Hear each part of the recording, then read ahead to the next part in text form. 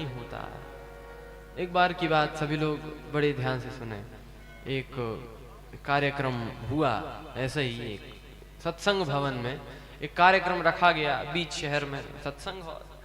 अब वहां पर फ्लैक्स लग गए और पोस्टर, महाराज श्री आ रहे हैं। एक प्रवचनद थे, वो बड़े ऊंचे महात्मा, वे आए। ज्ञानी जी महाराज लोगों ने बोलते।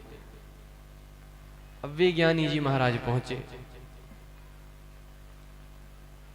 कथा सुनाने, लेकिन संयोग की बात, वहां पर जैसे ही वो हॉल में प्रवेश किए कोई था ही नहीं, केवल एक व्यक्ति बैठा। अब वो केवल एक बैठा। दरअसल गलती ये हो गई थी कि डेट एक दिन पहले की छप गई थी, 30 का 29 हो गया था, तो कोई है ही नहीं। अब एक व्यक्ति बैठा, उसको कहीं से सूचना मिली। अब वो आए और उनका मन खराब हो गया कि अरे आज क्या हो गया ये। तो उसने कहा कि महाराज आप आए, कथा नहीं सुनाई। बोले अब एक व्यक्ति को क्या कथा सुनाए। तो वो उसने कहा कि कैसी बात करते हैं, मान लो किसी व्यक्ति के 100 घोड़े हों और 99 समय पर मौजूद ना हो, तो क्या उस एक घोड़े को घास इसीलिए नहीं डालोगे कि 99 उस समय नहीं है? अरे वो 99 नहीं है, इस एक को तो डालो घास। सो उनने कहा क्या बात है भाई, क्या तर्क दिया है तुमने, और तुम्हारे तर्क पर हम बड़े प्रसन्न हैं, आओ तुम्हें सुनाएंगे कथा। वो व्यासपीठ पर बैठे और उन्होंने जो कथा प्रारंभ की, 1 घंटे सुनाया।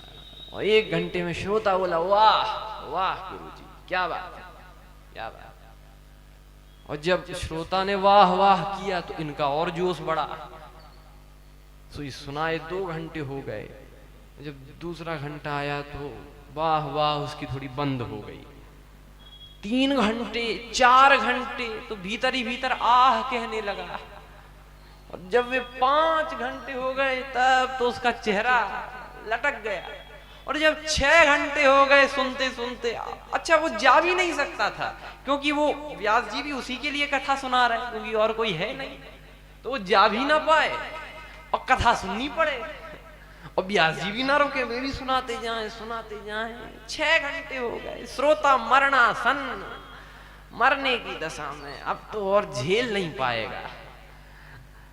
और जो उस बेचारी की दयनीय स्थिति कथा के भाव से उभर कर व्यास जी ने देखी, तो विराम की और नीचे उतर कर बोले कि कहो भाई, तुम तो कहते थे कि जब 99 मौजूद ना हो तो क्या उस एक घोड़े को घास नहीं डालोगे, तो अब क्यों छक गए हो? तो उसने कहा महाराज इसका मतलब ये भी तो नहीं था कि 99 की घास एक ही को डाल दो। जय आपने तो जो सुनाना प्रारंभ किया सो चली, फिर शताब्दी चली, वो तो रुके ही नहीं।